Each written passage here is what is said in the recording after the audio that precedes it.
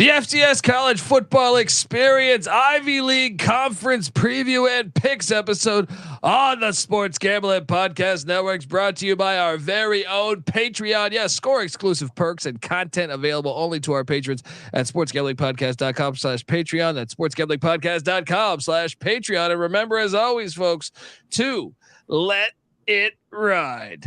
This is Mike Leach, head football coach at Mississippi State, and you're listening to SGPN. Let it ride.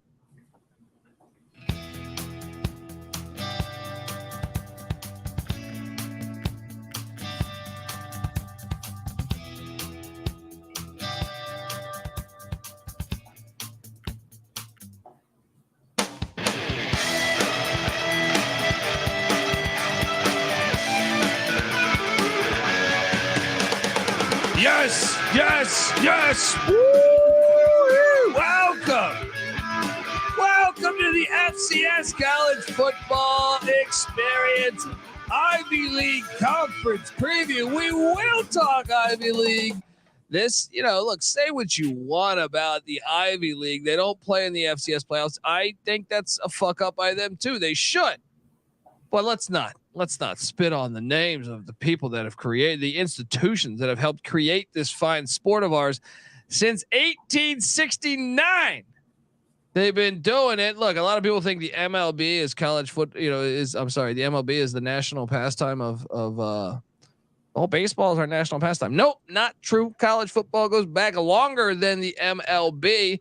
So just saying. And a lot of that is due to the I know Rutgers played in the first ever game, but Ivy League schools were there at the scene of the crime right at the beginning when things were going. So I am excited to talk Ivy League football. Perhaps you're wondering just who the hell you're listening to. Well, my name is Colby Swinging Database Dan, a.k.a. Pick Dundee. That's not a pick. This is a pick. He was raised in the land down under, where a man thinks on his feet, speaks with his fists, and lives by his wits. When Dundee happened, he was a superstar. I'm probably drinking too much and celebrating too much and not sleeping. Would have killed a normal man, but no, that's gone. The medical advice I got from that was like being hit by lightning. Pretend it never happened and get on with your life. Let's go.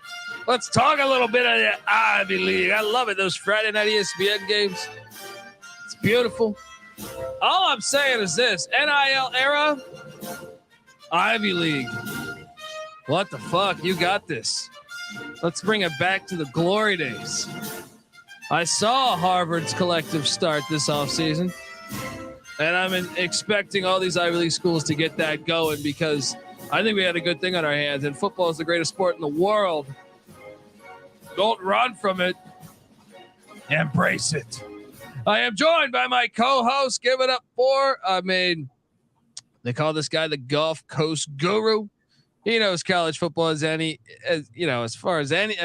as anyone in the land. Give it up for none other than Mike Rose. How you doing, Mike? What is going on, man? This is the one league, the one conference in all of sports that you could look at and you could be like, man, not only are these guys way more athletic than me, but they're way damn smarter too. It's something to be jealous of. I wish they could play postseason football because there's one team in this conference in particular, I think the last 2 years running would maybe make some noise. So let's get into it. But I'm excited, man.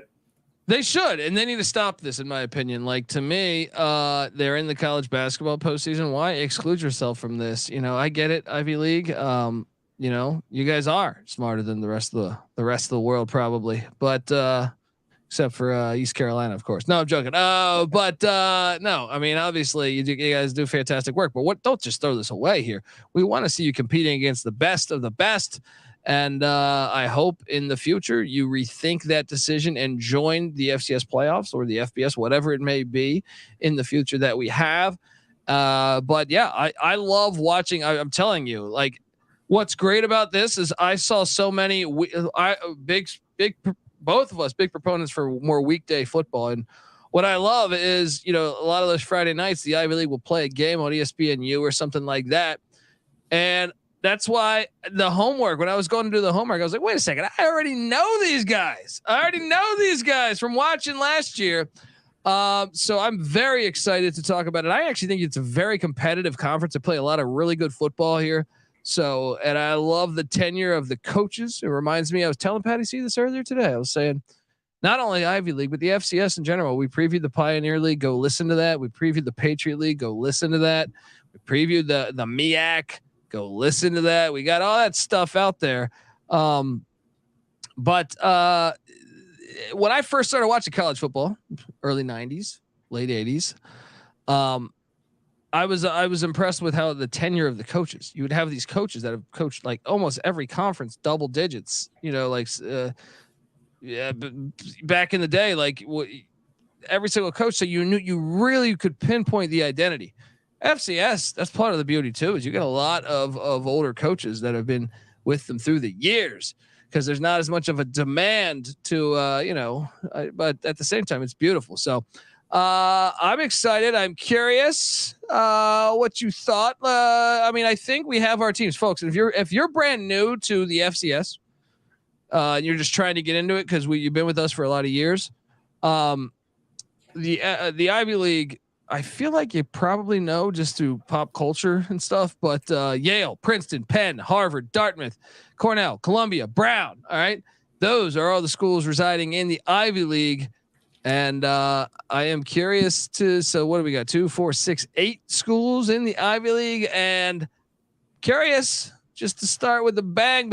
I mean, do you want to say anything before we just dive in? Is there anything you thought, is this conference deeper than you thought? Is it something that you think, well, this is really going to be is it a tiered conference to you? What do you think? I think, I don't think there is a team that is quite like bottom tier. Now I have a team that's pretty far back from everyone else. I don't think the team's hot garbage like some of the other ones we've looked at. I think in the middle of the pack, like my 3 through 6 at least, and I could make an argument from a number 7. I think they could flop around a little bit in there. I don't think we're going to have exact same matches here. And I do have a question I want to ask you too. You get the Celebration Bowl with the swag. Is that something you'd like to see? I know we got the game at the end of the year, but is that something you'd like to see for the Ivy League? Is some sort of smart guy championship, something like that? I'm never going to say no to more football, but I also think the FCS should play 12 games. And I think, I don't understand the harm. I know people that cover South Dakota and stuff like that say, well, if they played South Dakota, they would, or South Dakota State or North Dakota State or something, they would get destroyed. And they don't want the shame of losing to that. I don't even know if that's the logic there, but I can tell you that I would like it because, these institutions are very influential in the history of football. And, to have a playoff without them, or, it seems like we're missing out on something. And the Celebration Bowl, I think they would join if the money was accurate. Like Dion was very vocal saying, well, we're going to go to the Celebration Bowl because that's more money for our institution. The FCS playoffs to me is criminally underrated. And I don't understand. Like this year, I already saw that the championship game is announced on a Sunday in the middle of NFL Sunday in the playoffs, or right before the playoffs, which their rating suffered from last year. I don't think this is marketed correctly. No. It is a 24-team playoff, which is way better than anything the FBS has. D2 has 32, and I would urge for them to expand to 32. But I think if this was, I would be interested to see if college sports, they're very, like, the people in charge are very old school, right? So change is always like they're like dinosaurs.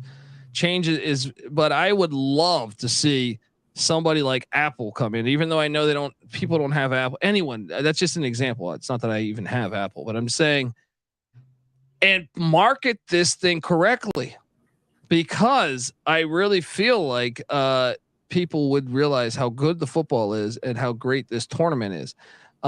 So I'd like to see that to answer your question. And if there's more money in it, then people would leave the Celebration Bowl to jump over to, even though I love the Celebration Bowl, I like having that too. To me, just more football. So to answer your question, yes, if I have one more game, even if they're not in the FCS playoffs, which would be the ideal situation for me, give me that other game.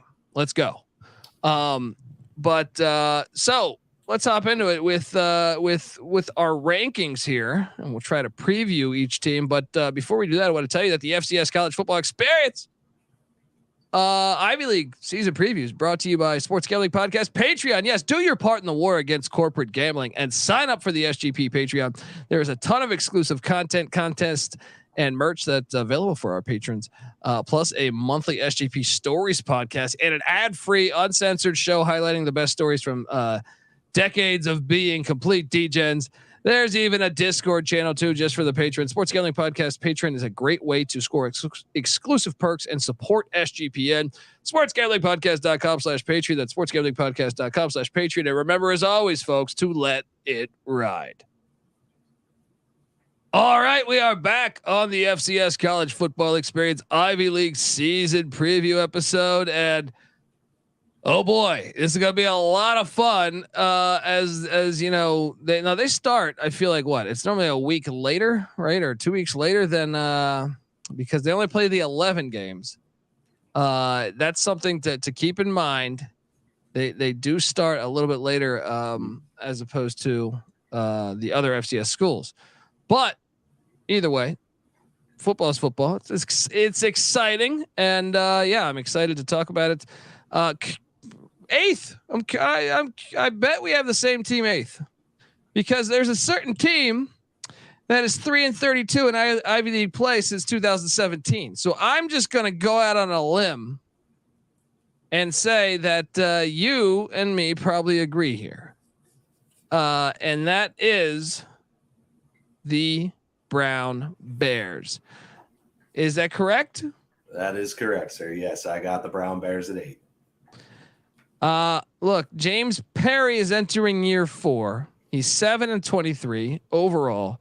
Like I said, they're 3-32 in Ivy League play since 2017. Now, he wasn't there for all of those years, but either way, and this is what kills you. You go back and look at last season. They open up the year against their rivals, the Bryant Bulldogs, who are not bad. And they win in double overtime. You're thinking they got this. This is the year they break through.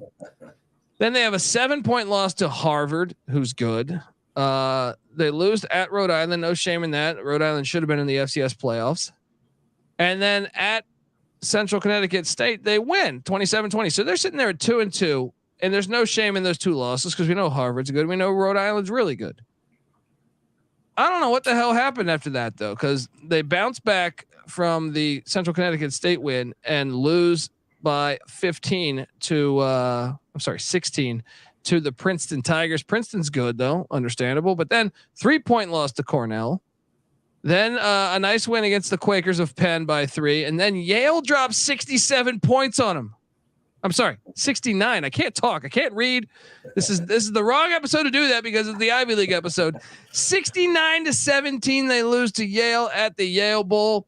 And then this one was bad. A overtime loss to Columbia.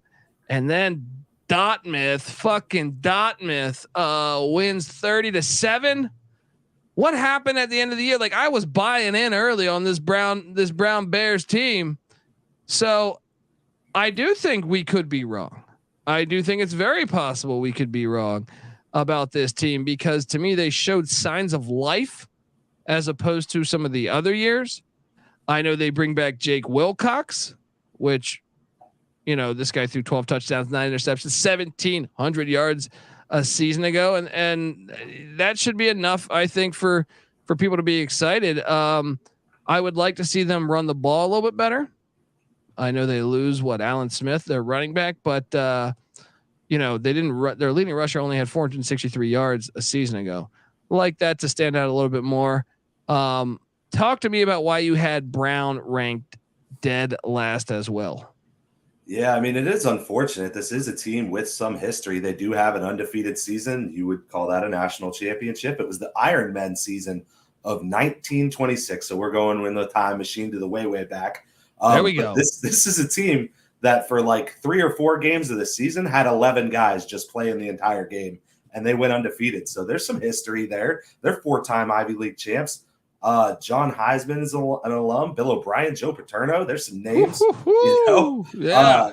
James Perry, he actually used to coach at Bryant, so there's a little bit of history between him and the rivals, so that's cool. But yeah, you kind of hit on some of the notes. So you got Jake Wilcox coming back, who had an okay season. You lose your running back. Now, they didn't run much, but they also don't really have anybody with much experience coming back. I mean, their next leading rusher was 257 for 4 yards per carry in Jordan DeLucia. And it looks like they're pretty into another running back named Stockton Owen. He doesn't really have any stats to talk about, but that's what they liked in the spring game. Receivers, that's where we're really hurting. We talk about they don't run the ball. Well, Wes Rocket, who also number one wide receiver, also kick returner, punt returner, he's gone. He's in the portal. Number 2 wide receiver, Hayes Sutton, 433, 3 touchdowns. He transferred to Duke, so he went from one guy, a smart guy school, to another smart guy school.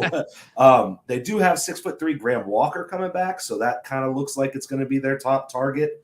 I was looking into him a little bit, watching some highlights, and he is a big body out there, and he looks like he's got some potential there. Defensive back Josh Philly, he's gone.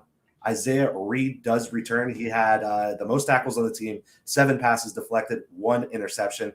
A couple of their sack leaders back, but they did lose a guy with 2 interceptions, 5 passes deflected. Harry Ochis, who grad transferred to Butler. That's another thing with the Ivy League. No grad transfers, so that hurts too. Yeah, that's true. That is very true. So here's one thing that stands out to me too. I'm counting 4, 5, 6, 7, 8 games out of 11 where the opposing team scored 30 points or more.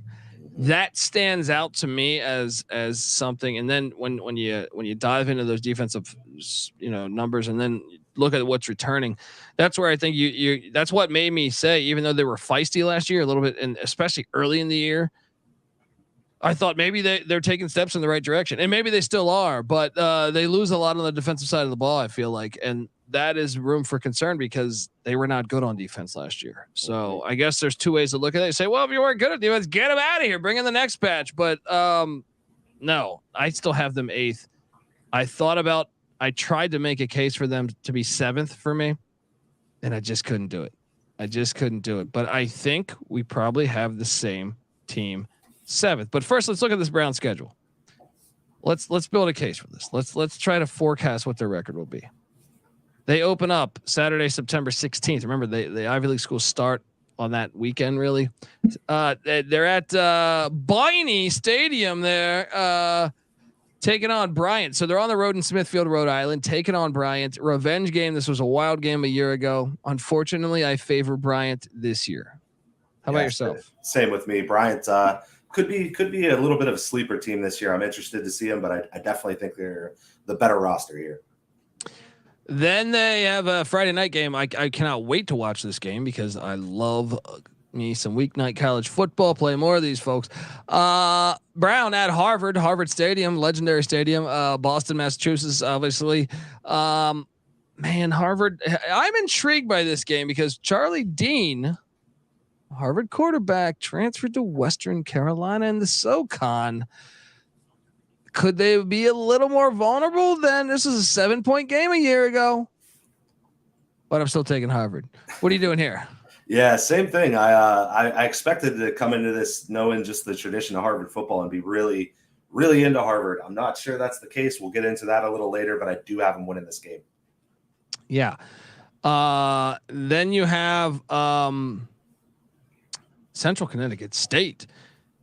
They're breaking in a brand new head coach, bringing in the guy from Virginia Tech with the Justa Fuente. I'm drawing a blank on his name right now, but this is a win. They're going to get this one. They're going to be 1-2. Yeah, it's fresh in my mind, Mr. Adam Lechtenberg. Yeah. Yes, Lechtenberg. There we go. Yeah, the Dukes. They're the Blue Devils here. So let's go. I'm going Brown to get it done too. I think they're going to get the win. Yeah, and by the way, I was just shuffling through. There are some players on the defensive side of the ball that I know you touched on. Isaiah Reed.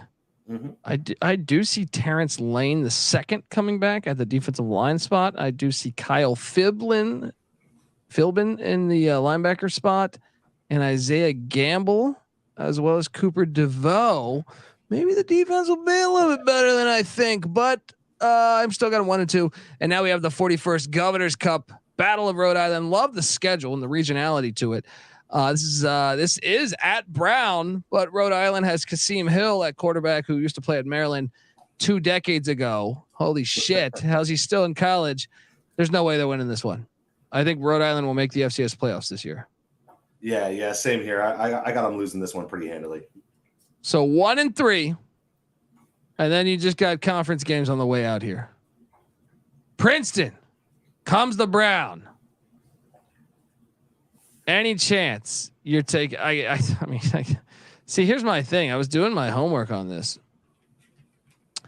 and I was gonna save this for my nugget on. And by the way, they've been playing all these games since the 1800s. All right, fucking great rivalry games. All these games.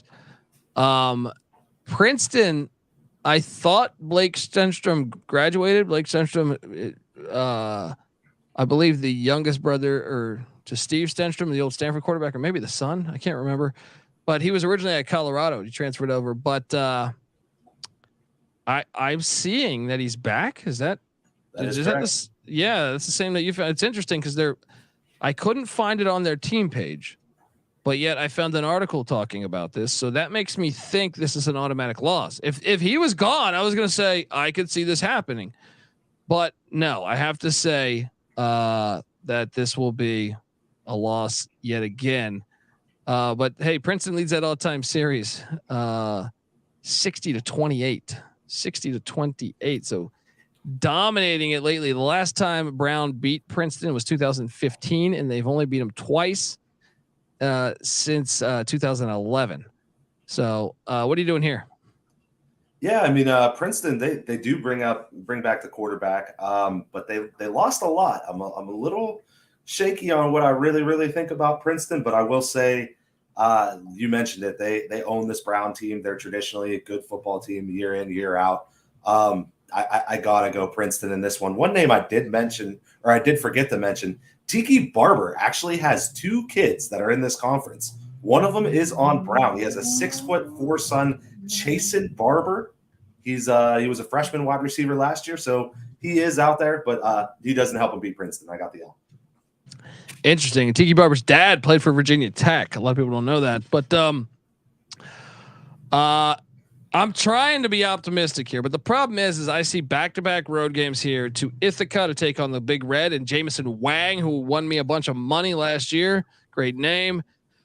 And then they go to Franklin Field, one of the best stadiums, if not the best stadium in fucking America. This is one of the best places to play a football game, in my opinion.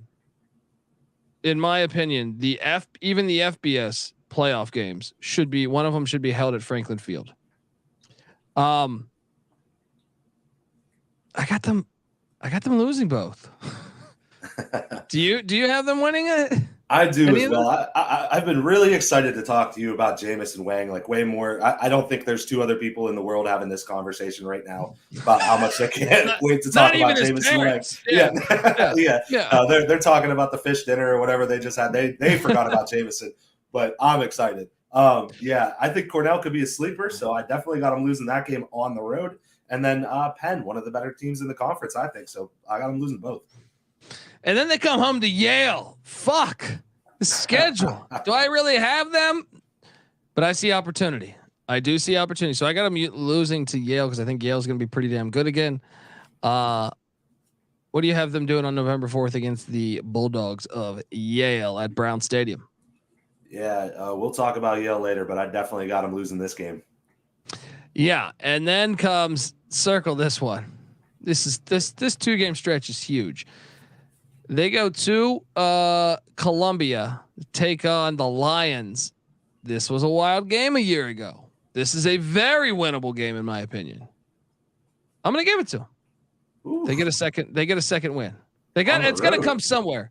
It's going to come. It's either going to come here or the next game. You can talk me into switching my pick because the next game is they're home to Dartmouth. Obviously the terrible situation with Buddy Tevens.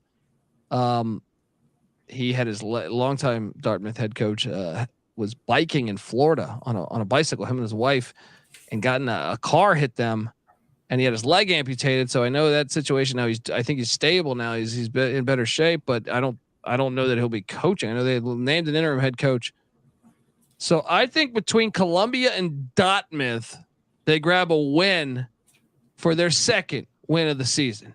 Maybe they win both and they win 3. I am putting the ceiling at 3 wins though. Maybe 4. What are you doing here? As far as I saw, I got a lot coming back on both of those teams. Sometimes when a longtime head coach goes out the door, hopefully, obviously, he comes back and he coaches Dartmouth football again. Probably not this year, but sometimes we saw it, with OU and Frank Solich. We saw it down at UAB with Clark. A team kind of unravels a little bit, but I don't think when something tragic happens to a team, to a coach, that it necessarily has the same effect. I think they might, kind of a little bit of a win-one for the Gipper, and Dartmouth has a really long history, a lot of good tradition. So Columbia, the game being on the road, I am going to give it to Columbia. And Dartmouth, the fact that maybe they got a little attitude this year, storied program, one of the best in the conference traditionally. And they beat this team 30-7 last year. So I got Browns in both. So you got them at 1-10. Yeah, yes, sir. Sammy McCorkle, by the way, is the interim head coach of Dartmouth. You're probably right, but I just think they're going to get somebody. Give me them I have them 2-9. There's too many close games from a season ago to think that they can't just grab one more, at least from my point of view. So that is us on the Brown Bears. I know, we'll see. Maybe the offense can fly. I know they're excited about Wes Rocket, the wideout. And what was the other guy? Graham Walker. But all right, let's hop on over and talk about. Well, I'm curious if we have the same team for number 7. I have a feeling we do. I think we do. And that is, what's that? You want to talk about a team that was showing some promise? I'm gonna say that. By the way, you had Brown beating them. Your number 7 is Columbia. This team went on a 3-game win streak to end the year last year. Just saying. But I have them 7 as well. No, and I was trying to make a case, and I could tell you that, there's a lot of close games in this league, more than your traditional Power 5, I believe, or not Power 5, FBS. You do, look at this team and say, well, and by the way, Brown's head coach James Perry was year 4. That's that's crazy in this league, because you look at Columbia and Al Bognoli enters his 9th year at Columbia. He's 35-35 all time, but he's been a head coach since 1982. Oh man, he's 269 and 134 in his career.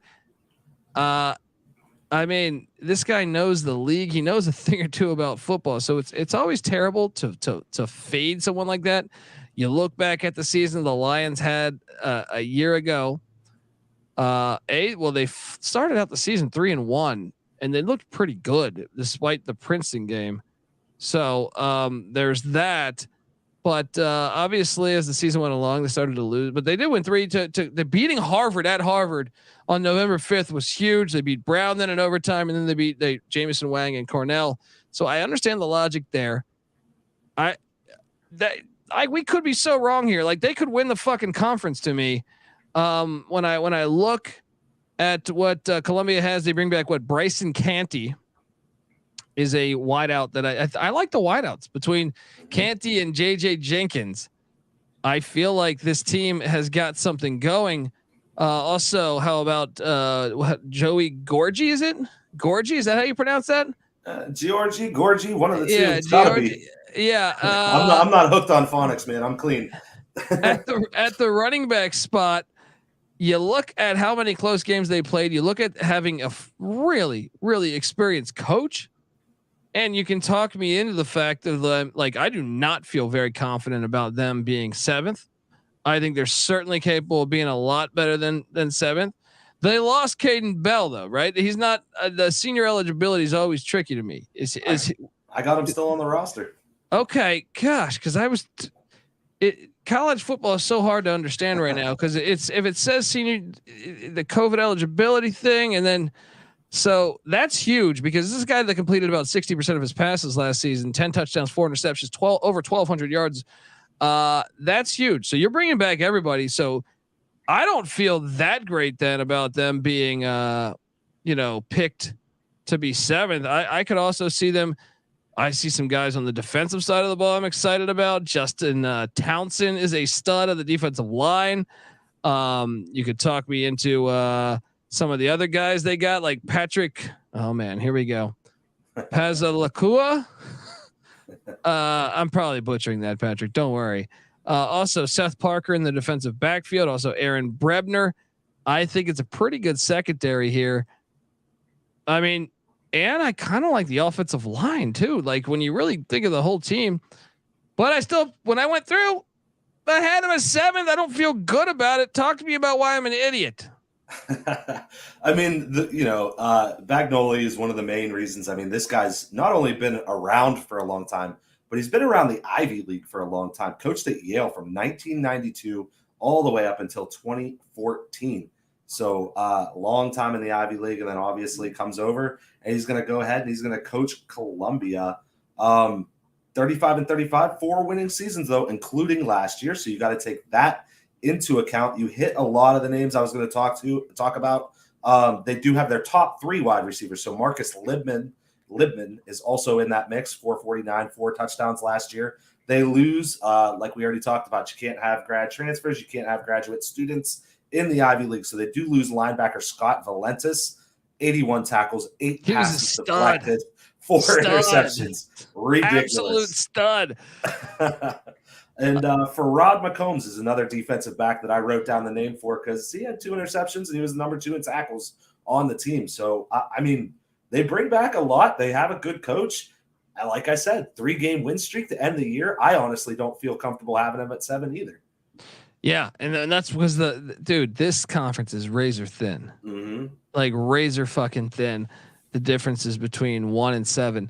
Shout out to the chat. Chad G said, "I came to salute you, Colby. What other betting analyst is doing Ivy League breakdowns on a Friday night? Let's get this man a whiskey and a raise." And shout out to Lane Elliott, says, "Loving all these previews. Weehawk FCS guy, Western Carolina fan through and through. Looking for market efficiencies," he says, "that could be capitalized on, and that's why we're here, brother." Part of the reason why we're here. We also just fucking love college football. All right. And that's why the Ivy League's fantastic, because of the history. But yeah, so we both had them at 7. Let's take a look, because you want to talk about one of the harder teams to go on the schedule and say, you can build me a case. Let's get to it. Columbia starting off at Fisher Stadium in Easton, Pennsylvania against the Lafayette Leopards. 1-0, right? I actually got the loss. I'm a little higher on John Troxel and Lafayette. I remember when we did the preview for them. So I'm a little higher on Lafayette. I got the loss here, but I'll tell you what, it's definitely winnable.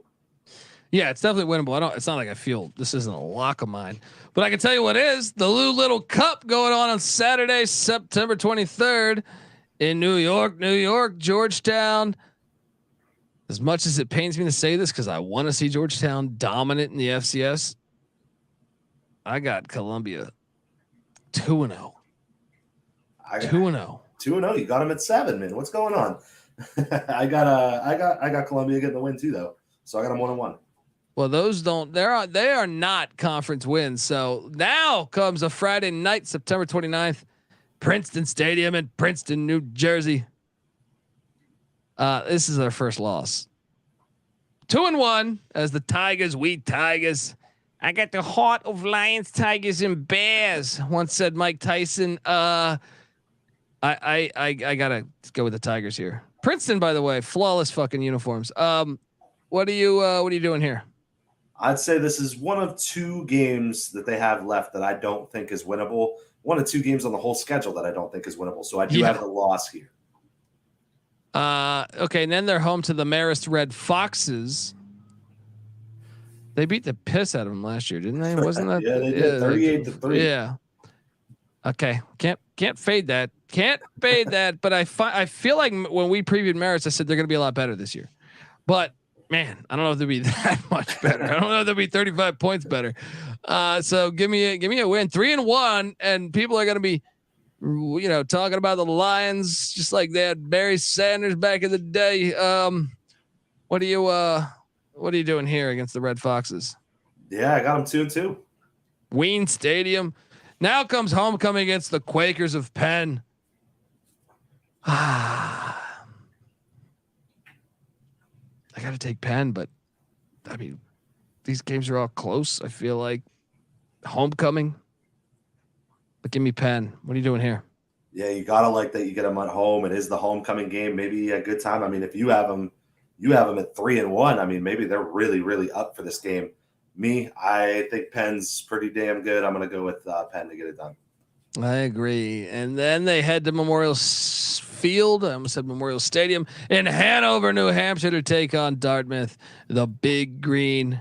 This is winnable because of the scenario there. I think this game is winnable. Now it's on the road, so I will take Dartmouth, but I think it's winnable. Same exact thoughts, man. I have Dartmouth here, but it is a very winnable game. 3-point game last year, so we'll see. Then they head to the Yale Bowl in New Haven, Connecticut, to take on the Bulldogs of Yale. It's not a win. It's another loss. Yale's good. So I got them now sitting at what, 3-3, right? Am I right on that? Yeah, 3-3. And I have them at 2-5. No chance against the Bulldogs. Wait, I have Lafayette, Georgetown, Marist as wins. Princeton, Penn, Dartmouth, 4 losses. So 3-4. Man, I just feel like they could be a lot better than that. Then they're hosting the Harvard Crimson at Wayne Stadium there in New York, New York. Give me this upset. They get this one. Man after my own heart. I have the upset too. They got it done last year on the road. I got them getting it done at home too. I'm not overly wowed by Harvard's roster. Yeah, give me Columbia. Boom. And then they host the Brown Bears, who I just said, unfortunately, Brown's going to pull the upset. Yes. So yes. I have NCAA changing the rules, letting Brown into the playoff this year. It's letting Brown into the playoff. Don't fade my Bears. And then you get. So do you have him beating Brown? I have him beating Brown. Yes. So how many wins do you have, Matt? Right before the final game of the season? That's 4. I have him at 4 too. So I guess we are in alliance there. And then they head to the Empire State Bowl. Sholkoff Field, Ithaca, New York, to take on Jameson, Wang and company. Oh man, you telling me we got to do this again? We got to forecast this one again. I'm sorry, Wang's return. The Wang return. Look, last year, they beat Wang, but it was at Wayne Stadium. Ain't gonna happen on the road in Ithaca. 4-6 season, but I feel like they're gonna be in every game. We could be so wrong on this. I could be so fucking wrong on this one. What are you doing here? Yeah, no, I got them losing again. I am, like I said, high on Wang, so I think Cornell gets it done. You won't hear me say that again the rest of the season, I promise. But yeah, I'm in. I got Cornell winning that game. 4-6 for me as well. 4-6, man, it's just tough. Now it gets dicey. Now it gets really dicey.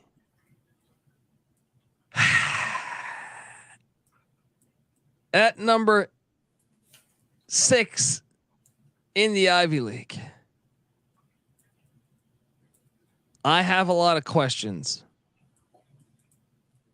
with Dartmouth right now. I could see them winning the whole fucking conference, but I could also see them coming. This is it's your head coach, man. This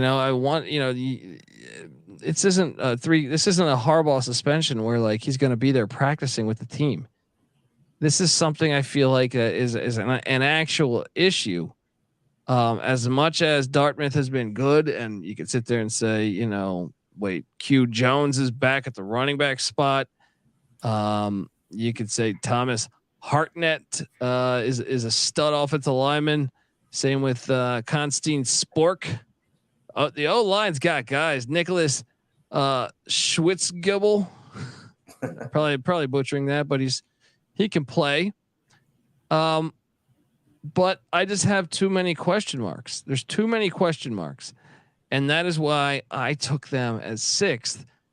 They might make me look like a fool. The defense still might be solid. I know Macklin Ayers is a very good linebacker. They got Charles Lewis, I think it is, on the defensive line. Their secondary has Quentin Arello and Sean Williams, there's another good linebacker that I forgot to mention, Braden Mullen. So the defense I actually feel better about than the offense, but I just think there's questions. Like when you go back and look at the 2022 season, and they were 3-7, and I just think they were in so many games. Yeah, that's the thing. Yeah, they like you look and say, okay, they lost to Sacred Heart in overtime. They lost to Penn in double overtime. They lost to Yale by 3. All right. They played a close game with New Hampshire, the FCS playoffs. They lost to Princeton by 3, Cornell by 4. But my thing is, I think they got worse from a personnel standpoint and certainly from a coaching standpoint. And that's not a shot at the interim. That's just Buddy Tevens been in the game a long time. So I'm curious, who'd you have at your number? What is it?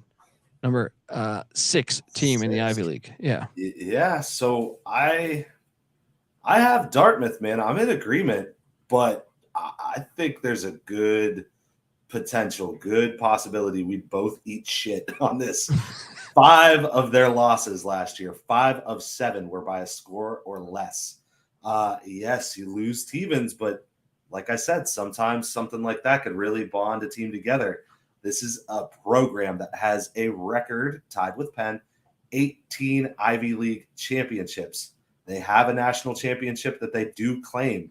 I mean, there is a lot about this team that's coming back. You got 2 quarterbacks, not just one, returning that had stats last year. Like you said, returning their star running back, only 410 yards, but Q Jones did average 5.6 yards. So maybe the new coach goes ahead and uses them a little bit. Who knows? You bring back your number 1 wide receiver. You need to identify some targets there. You lose your best linebacker, Joe Heffernan. He's a grad transfer. Again, can't have graduate players there. You got to lose them. They lost Shane Cokes, who, by the way, went to Colorado. And he's looking really good at Colorado. Yeah, so just to show you how good the Ivy League play is. Who do you think starts at quarterback? Is it going to be Conwalder or whatever? Who threw for 800 yards a season ago, but just 3 touchdowns, 3 interceptions. That's where I really struggled. Is the quarterback position.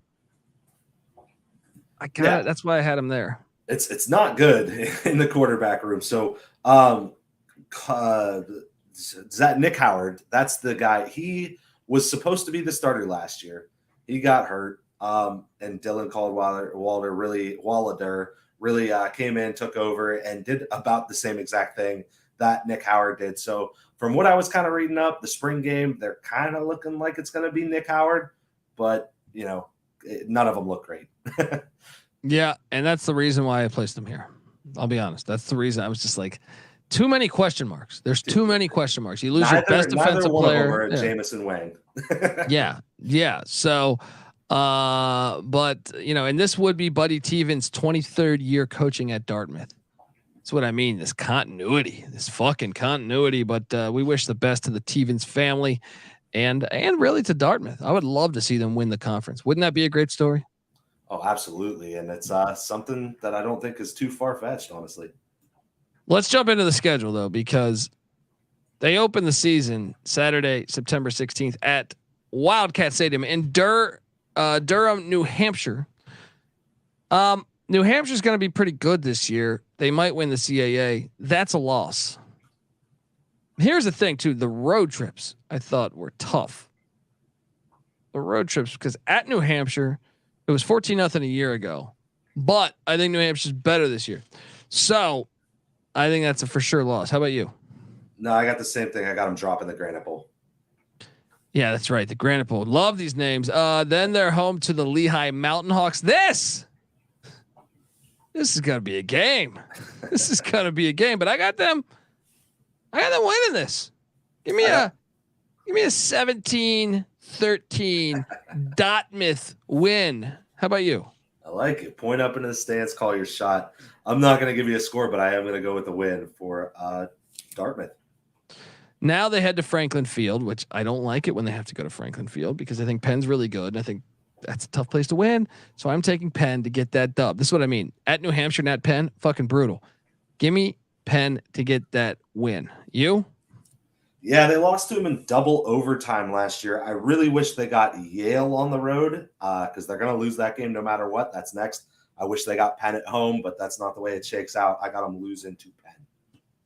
Yeah. And then you got a nice what, you come home after hitting the road to two of the tougher places to grab a dub, and you take on Yale. Terrible time to catch Yale. I would rather have, there's two home games I circled where I was like, damn, the Yale one. I think you don't want Yale after Penn. I got them losing again. I got them 1-3 to start the season. Yeah, same. No, yeah, same thing. I got them losing to Yale. Then they're at Andy Kerr Stadium in Hamilton, New York, taking on the Raiders of Colgate. This is a win. Who'd you take here? But they could lose this too. What are you doing here? Oh, interesting. You got them. I actually have them losing this game. I actually think Colgate a little bit of a feisty team this year. I'm going with Colgate. Give me the toothpaste. Okay. Go with that toothpaste. Then they got homecoming against Columbia. That is, what did I say? I said they would drop this one to Dartmouth. No, I said this is a win for Columbia. So I got them where? One Lehigh, Colgate, Columbia. No, Lehigh and Colgate. I only have them 2 wins right now. That's pretty terrible heading into October 28th. What do you have them doing here? You already said you took Dartmouth here, right? Yeah, I took Dartmouth to beat Columbia. Then they head to Harvard Stadium in Boston, Massachusetts. This is a winnable game, but I favor Harvard. Yeah. I'm going to go ahead. I'm going to take Harvard too. I think it is a winnable game, but I got a little surprise coming up on deck. Now they're home. Short week. Don't fucking say this. Short week and the Princeton Tigers and Blake Stenstrom come to town at Memorial Field. I got them losing this. You got an upset special here? A Buddy Tevens upset special? Hey man, they kept it 17-14 last year. Here, I'm going off the theory that they're not just going to collapse with Tevens gone. I think they get this one done. I'm going to have them get the win against Princeton. I don't think Princeton is the same level of good as they were last year. So I'm going with Dartmouth. And then they have the Big Red of Cornell and Jameson Wang. This is my upset. I got Dartmouth beating Cornell in Memorial Field. How about yourself? No, I'm not picking against the Wang. Give me Cornell. And then the season finale at the Brown Bears, where I said Brown would win one of their last 2, and I gave it. I think technically. So give me Dartmouth to get this win, so they're not in the cellar. So they're sitting there at 5th? No, 6th. What do you have? What's their final record for you? So I got them at 4-6, 3-4 in conference. 5-5. Right? Because I have them beating Lehigh, Colgate. Wait, what are my wins? Lehigh, Colgate. No, I only have them winning 4-6 as well.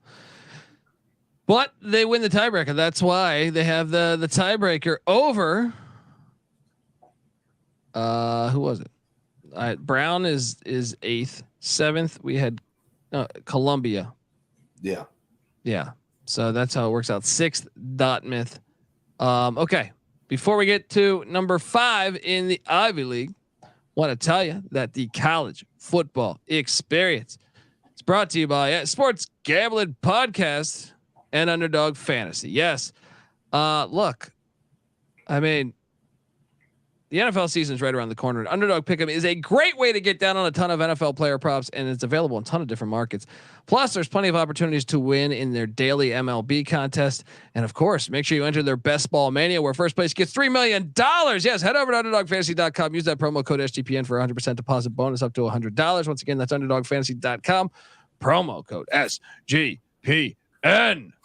All right, we are back on the Ivy League preview, and we are basically in smack dab in the middle of this.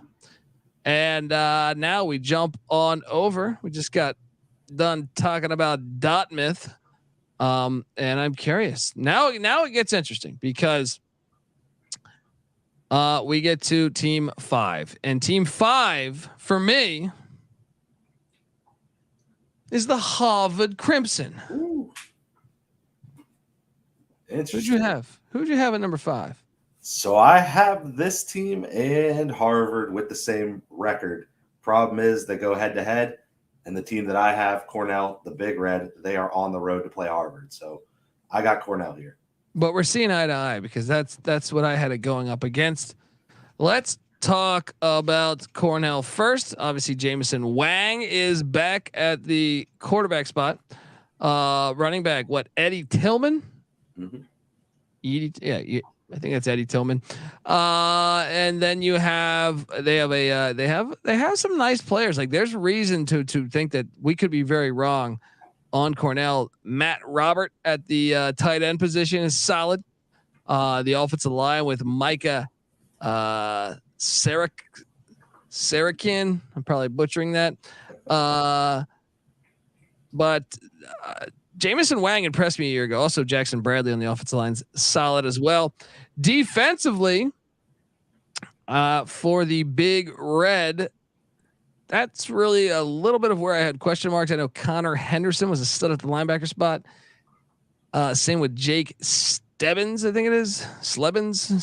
Tell me why you think Cornell could be a threat, and they have a good kick returner, by the way, in Davon Kaiser. Mm-hmm. And a good kicker. They have good special teams. That's something. If you play a lot of close games, Jackson Kennedy, solid kicker for the Big Red. Tell me about why you think. So you got them. I have them one spot higher. I just have them in Harvard going at it, and I think losing Charlie Dean was big for me for Harvard, whereas Jamison Wang returns for Cornell.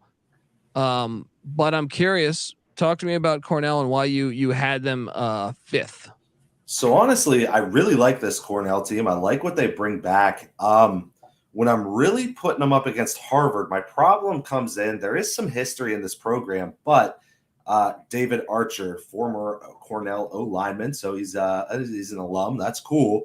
11th year at Cornell, by the way. Yeah. But he's 26-64 and he's never had a winning season. So when you stack that up against Harvard and the fact that Harvard gets him at home, that's where I differ from you.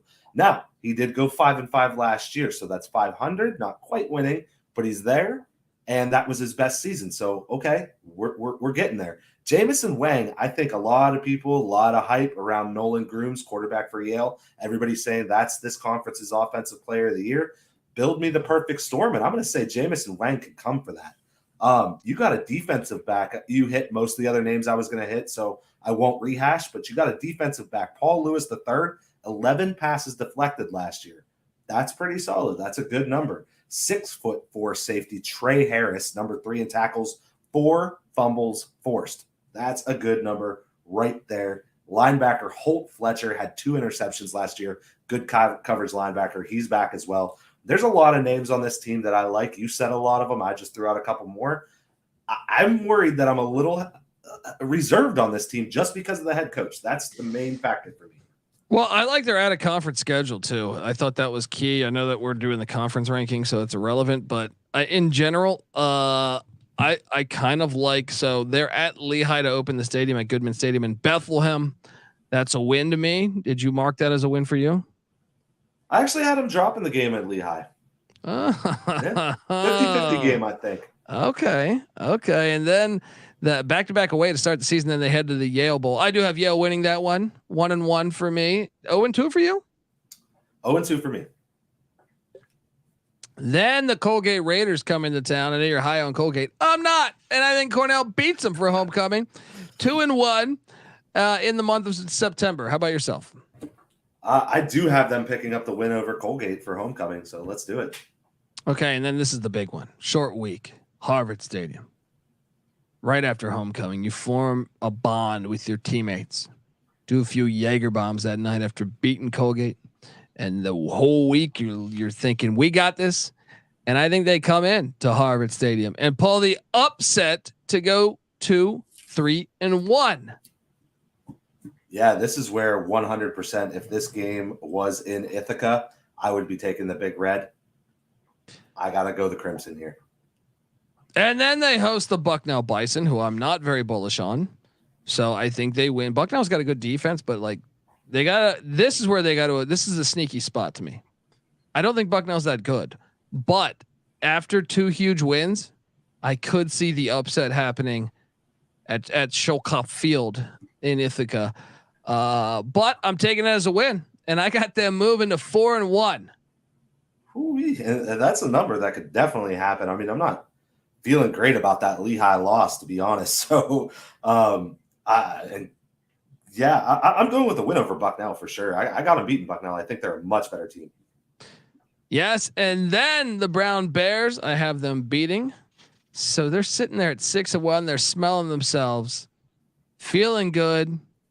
Jameson Wang is drinking Jameson on the rocks every night. Every girl in Ithaca wants to take him to Plowtown, or him take her to Plowtown.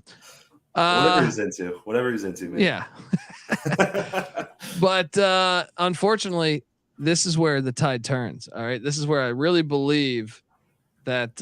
Where's my sound drop here? It's easy to see a tide turn, because I think on Saturday, October 28th, the Princeton Tigers pull the. At the time, it'll be like an upset because there's but they're going to be super focused. Stenstrom coming back is huge. And that to me is their second loss of the season on October 28th. How about yourself? I do have them losing this game, but I think it's very, very winnable. I do too. But see, I see a snowball effect happening here because now they got to go to Franklin Field on November 4th. That's just going to be a loss. There's no way to cut it. That's a loss. I agree. And then you got to worry about morale because they head to Memorial Field in New Hampshire back-to-back away. I forget if I took on because I feel like did I take when we did Dartmouth, did I say that they would lose to Cornell? I think I might have. But now that I see this domino effect here, I think they lose 3 in a row. Ooh. I think Dartmouth gets them. How about yourself? I'm still going to stick with Cornell. I think they get it done. Well, they do get this one done. The Empire State Bowl against the Columbia Lions. They get that dub, and they finish. For me, I have them. Remember, I have them finishing a spot ahead of you. Mm-hmm. Now let's talk about what's your final record, by the way. I got 5-5, 3-4 in conference. Oof. I got them 6-4, 6-4. And then we go to why the Crimson of Harvard, why, losing Charlie Dean was a fucking huge loss to me. Mm-hmm. I also think the out of conference schedule is brutal too, but I look at Harvard. I know Tyler Neville is back at tight end. I think a lot of people would say he's the best tight end in the Ivy League. I do like their defensive line. Thor Griffith, fucking stud. Great name too. They also have Nate Leskovic. He's good on the defensive line as well. They also have a few other guys that I think are worth note. Matt Hudson at the linebacker spot. I worry a little bit about the secondary of the Crimson, and really, I worry about the offensive side of the ball. I know also they have another receiver. I mentioned the tight end Neville. Ledger Hatch is a solid receiver, but I expect regression on the offensive side of the ball. I am curious to what made you take them besides the fact they're hosting Cornell. What do you think of Harvard? It's the tradition, honestly. If I'm being 100% honest, that's why I expect Harvard to still put up a fight. I mean, they're the 8th winningest program in Division I football history. They have claimed 7 national championships. They have 5 unclaimed that they could claim. 17 Ivy League championships. Most recently, pumped out names like Cameron Brate, Nick Easton, of course, Fitzmagic back a couple years back. So, let's go. We got a lot. He's been at Harvard. Tim Murphy, head coach Tim Murphy, has been at Harvard since 2004. So another long tenured coach, 192 and 87 at Harvard. So that's the thing, really, because you hit all the names. They've lost a quarterback that threw for over 2,000 yards. They lost a running back that ran for over 1,100 yards. They lost their lead wide receiver, Kim Wibberly, went to Delaware. You mentioned the secondary. Oh, man, did they get destroyed. Victor Tedemi, 9 passes deflected, 1 interception. He's now with Southeast Louisiana. Alex Washington, 2 interceptions. He's a former 3-star. He's now with Boston College. Khalil Dawsey, 7 passes deflected, now with Delaware. Every single one of those guys are gone. So we've lost a lot of names. I'm going to just go ahead. I'm riding on tradition here. I have them with the same record. I just have them getting that win over Cornell. We will see, buddy. Look, the schedule to me is the deal breaker, because week 1 they play St. Thomas. The Tommies don't look now, but they can play some ball. The Tommies recently came up from D3. Maybe it's a tall order to think they could just win, come in, and it's the second end of a back-to-back away for the Tommies. But I actually believe that's going to be a game. I think that's going to be a game. I'm really excited to watch it, actually. I'll even give it to Harvard. Let's have them start hot. I mean, you know what? You go back to the Pioneer Football League podcast that we did, the preview of that conference. I actually had Harvard winning this game. Now that I've gotten to dig a little deeper into Harvard and really go through and look at everything, I got St. Thomas getting the win. I thought it was too tall of an order. I think they win this game. Too much new. Dude, I think they could. I really think they could. And the fact, now it is a far trip for St. Thomas. That's concerning. I'll even give this one to Harvard. I think it's a field goal game, though. The next week, short week, they take on Brown. Remember, I took Harvard to beat Brown. 2-0 for me, 1-1 for you, correct? Because you took Harvard. And then this is where I think it gets very dicey for them, because they have the EBW Football Classic at Polar Park Stadium against Holy Cross. Holy Cross is a fucking juggernaut. All right. I think Holy Cross is going to stick it to them. I think they lose by double digits. What are you doing here? Yeah, agreed. I don't think this is a ball game. Holy Cross. And another thing is I think it's a body blow game. And that's why I love Cornell's chances of beating them the very next week on a short week. So I think Cornell goes into Harvard Stadium and gets them. They move to 2-2. And then don't look now, but we had Howard contending for a championship in the MEAC. I think it's a very sneaky spot because it's a look ahead game, because you're at Princeton the very next week. I think, you know what? I got Howard winning this. Man, this is one of the toughest games we've done so far. I went really, really back and forth. I gave this game to Howard because they did win this game last year, 41-25, and now they got them at home. It's really tough. And they're a veteran, but Howard's a veteran team, I feel like. So I got 20 plus returning starters. Yeah, I'm taking Howard. They're 2-3 to me. You got them 1-4? No, I have Harvard 3-2.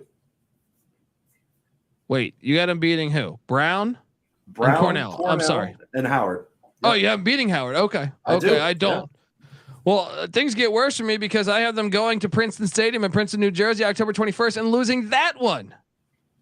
So yes, I have them on a 4-game losing streak, 2-4. And you're saying, well, wait, how the fuck did I pick them to go 5th? Well, I'll tell you why. It's because I think they get hot on this next week. But who do you have winning that Princeton game? I got Princeton taking down Harvard. Okay. So then I have them. They host Dartmouth. I think Harvard wins that. Same. They're at Columbia. I think Harvard wins it. I actually got them losing. They're home to Penn. Wait, so I have them with what? 1, 2. Yeah, I only have them with 2 wins. They beat Penn. They upset Penn. It's got to be the one. They're gonna have one win I don't see coming. It's gonna be here. I actually picked the same thing. I picked them to upset Penn. And then they're at Yale, and to me, they lose at Yale for the game. One of the best rivalries in all of college football. What are you doing here? I got Yale. Not even close to me. So when it's all said and done, I have them 5-5, but they have the tiebreaker. I know. So that not only that, they have the wins. So they're 5th for me. They're 4th for you, correct? Yes, I have them at 4. Okay. So now we got to figure out who we have at 3, and I am so fucking curious. As by the way, Harvard's coach Tim Murphy entering the 29th year at Harvard. That's what you're trusting. A guy who's 224 and 132 and 1 all time. He coached when there was fucking ties. Well, at number what is it? We're on 3 now, right? Yes, 3. Sir. At number 3, I have the good old Princeton Tigers. Curious what you have here. Lockstep, man. Got Princeton Tigers as well. Dude, I struggle with the top 3. I really did. I feel like that's the tier. Because I for a minute I thought Princeton could win the whole fucking thing. Stenstrom's a stud. They got Volker back at running back, John Volker, who I think is pretty good. And then you look at some of the other pieces they have. You know, Princeton's got a couple guys on the line of scrimmage that I like. What Jalen Travis I think is good on the line of scrimmage. The defensive side of the ball, Jalen Newman in the defensive backfield, I think is a name to keep an eye on. Also, Ozzie Nicholas at the linebacker spot caught my eye, and I worry. And also, I guess Liam Johnson at the linebacker spot. I worry about the defensive line. So to me, the defensive line, one I circled and pretty much was the difference in me ranking them 3rd. How about yourself? Yeah, I actually this team was pretty solid number 3 for me. I have the next 2 teams, particularly my number 1 team, way above them. Lot of history here, obviously, with Princeton, and you mentioned Blake Stenstrom. Great, but they do lose their top running back. They got really nothing coming back. A couple of juniors with some burn, Jadarius Carr, John Volker. Now maybe they'll make me look stupid and pop off, but as far as now, they have a little bit of experience, but they've never put up numbers. Then you look at wide receiver Andre Iosovis. I can't really say it. 940. I'm gonna make you look good with names as the show goes on. You're gonna love it. That's the only reason I'm here. 943, 7 touchdowns. He's now working out with the Bengals in the offseason here. Number 2 wide receiver Dylan Classy, 915 yards, 4 touchdowns. He graduated. Here's the other Barber kid, AJ Barber. He comes in at wide receiver 3 last year. He's their top returning target. Now, JoJo Hawkins had a little bit of burn. Look out for 6'5" Jalen Greer to step up. But those guys, that wide receiver room, looking a little rough. And then when you talk about the wide receivers, who guards wide receivers, DBs, you kind of alluded to it, but you lose CJ Wall, 6 passes deflected, 3 interceptions. He's graduated. Michael Rutland Jr., 3 interceptions. He transferred to Austin Peay, the Governors. So you lost some names here. I'm a little bit worried about things. Stenstrom's really the big name coming back. Yeah, that's the thing to me. I'm like, they might have the best player in the league. Yeah, I know there's another really good quarterback, but I'm saying like you can make a case for him being the best player in the league. I still think you're right though. But I am curious, like the schedule's a little interesting because that San Diego's breaking in a brand new head coach, and they open the season at Torero Stadium there in La Jolla, California. I gave that to Princeton because of the brand. I know it's a far trip, but I was like, brand new head coach against Stenstrom, brand new philosophy, offensively, defensively. I got no idea really who's going to win that game. How about yourself? When we talked Torero's football, I was a little higher on them than you, and I was scared to be as high on them as I am, because they have a new coach. They have a lot of new faces, and the way it went down with the storied coach for their program, with him basically being shown the door. So this one was one I gave to Princeton, like out of spite almost towards San Diego. But if you're stacking rosters against each other, I think San Diego has the better roster. So I have Princeton winning the game, but it's hesitant, especially on the road. Yeah, if this was in November, I think I would pick them to lose too. But it's in September. Then they get the Bryant Bulldogs. They could lose this to me. They could lose this game to me. It's just coming back from San Diego. I originally penciled this in as a for sure win, but Bryant's not bad. I was impressed with them last year.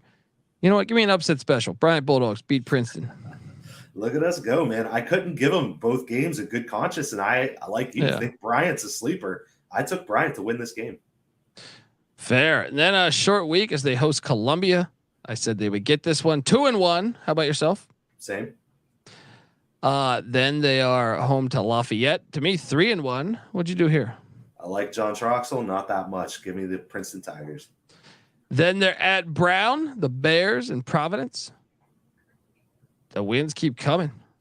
Got another win. It's a nice schedule. I like the way the schedule goes too. I mean, they're honestly capable of winning all of them so far. So I got them beating Brown, and then they're home to Harvard. I think they beat Harvard. I think so as well. Took care of business last year, 37-10. I got them getting it here. So they're red hot, and then they head to Cornell. Man, back-to-back away, Cornell and Dartmouth. Makes you hesitate a little bit about that Dartmouth game, but I think the real story here of why I have them third is because they dropped the game to Yale and Penn in the final 2 weeks of the season. Yeah. So I got them beating Cornell, losing that second leg of the back-to-back. So I had them losing the Dartmouth game. I have them beating Yale, losing at Penn. All right. So tell me what you have as Princeton's the team we have third. First and second, I'm curious. It seems like everybody is taking Yale. And I am not. I am taking Penn. I am taking Penn to win the Ivy League. Am I a fool? I would never call the great Colby pick Dundee. I would never call him a fool. You've proven people wrong many, many, many times, and I'm sure a lot of people would admit that. I am going to go different. I see too much with Yale. I got Penn at 2. I mean, Yale looks dominant, and I just feel like, and I'll be honest, this is kind of a play on just the fact that everyone's awarding them. I've read some articles ranking the Ivy League. I didn't see anybody pick anyone different than Yale, and I get it. Nolan Grooms, stud quarterback. Trey Peterson for Yale, stud running back. Joshua Pitzenberger, great fucking name. Another good running back. They have guys everywhere. Was it Jackson Halls at the tight end spot? Ryan Lindley at the wide receiver spot. Mason Tipton. You're probably right, but I like Penn. All right. And I feel like the fact that Penn is maybe a little bit Aiden, saying at the quarterback spot. I think he's a little underrated. I like Joshua Casilli at the wide receiver spot.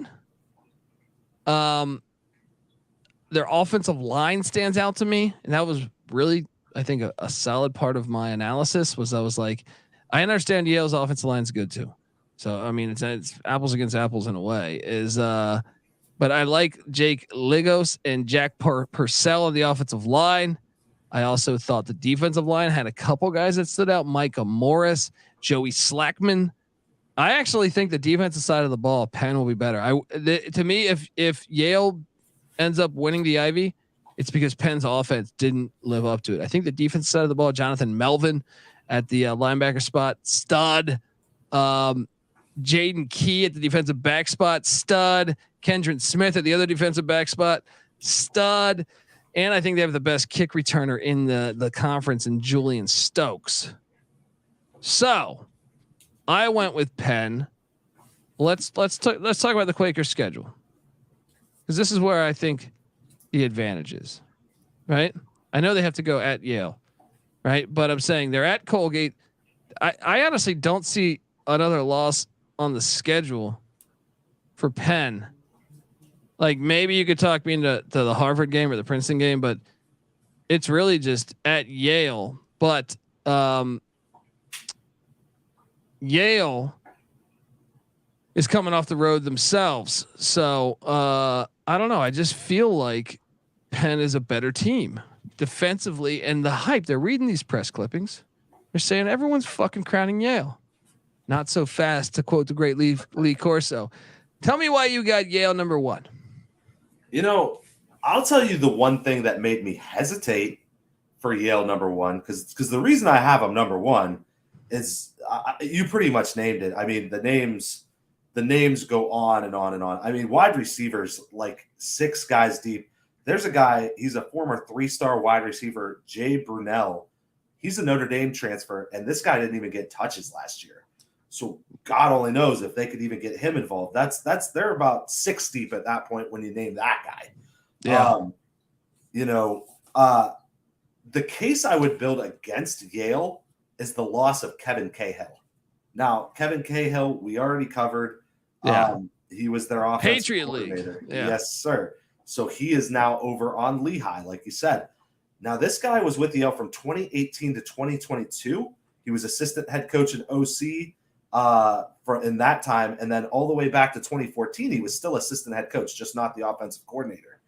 4 seasons of 8 or more wins in that time period, just 1 losing season in that time period. So they're a winning program with Kevin Cahill there. Does this offense fire the same way without him? That's the question I have. There's names you lose on Penn. Jake Heimlicher, the linebacker, defensive line. He's a hybrid player, 9 sacks, 1 interception. He had to grad transfer out because the rules. So he is now with Chip Kelly in UCLA, the dirty bastard. He takes everybody. But I mean, they bring back so many names that you mentioned. It's a little bit of a coin toss. I think Yale overall better roster, but the Kevin Cahill aspect is something I'm very interested to see, and I think that's where you could end up looking like the smartest man on the planet. I just feel like Penn. Another thing is, I was kind of impressed when you go back and look at some of the numbers from Penn, and you're right, the defense did take a hit with a couple losses, but I still think there's enough guys back that were good players a year ago on Penn's defense. I was impressed with Penn's defense. You look at the numbers, I actually think they're the best defense in the Ivy. You look at what they did. Held 14 points Colgate, shut out Lafayette. In double overtime, gave up 17 to Dartmouth. Man, that's a lot of minutes with only giving up 17 points. They did give up 28 to Georgetown, but that was in mop-up duty. They scored 59 on them. 14 to Columbia, 13 to Yale. Yale only got 13 points on them a year ago, and Yale loses the OC. They did somehow just completely misfire on the Brown game where they gave up 34, but then 21 to Cornell. They did give up 37 to Harvard, but once again, Charlie Dean's gone, and then 19 to Princeton. So I actually think the defense, only 2 games did they give up more than 21 points? Mm-hmm. That's impressive to me. Or no, they gave up Georgetown. So it'd be 3, but that was bullshit. I like, we had that on the studio. That was a dominant, like they're talking about 3rd stringers in. So like, to me, I would throw that one off the slate because they're up by so many points. So I think it's only 2 games really that they gave up more than 21. And that's why I'm on the Quakers. Let's fucking go. Gulf Coast Guru, AKA Mike Rose, is on Yale. It's going to be fun to watch. And we have you covered here on the College Football Experience. I cannot wait. This shit gets me excited for the season. Subscribe to the FCS College Football Experience at SGP or sg.pn/FCS. And remember, we're on YouTube, youtube.com/the college experience. So check us out and subscribe to the FCS College Football Podcast, the FCS College Football Experience podcast, wherever you get podcasts, iTunes, Spotify, all that good stuff. Make sure you give Mike a follow on Twitter at GCG_wins. There you go, right there. And then I'm on Twitter at the Colby D, the College Football Experience. The FCS College Football Experience is on Twitter at TCE on SGPN. Give us all a follow. Looking forward to talking more. We got the UAC, the United Athletic, coming up next. All right, folks, this is the college football experience, Ivy League style. You better start thinking about yours, and we out of here. Run and shoot. We can really run and shoot. And the whole team's looking, and the whole world's looking with the cameras. Run and shoot.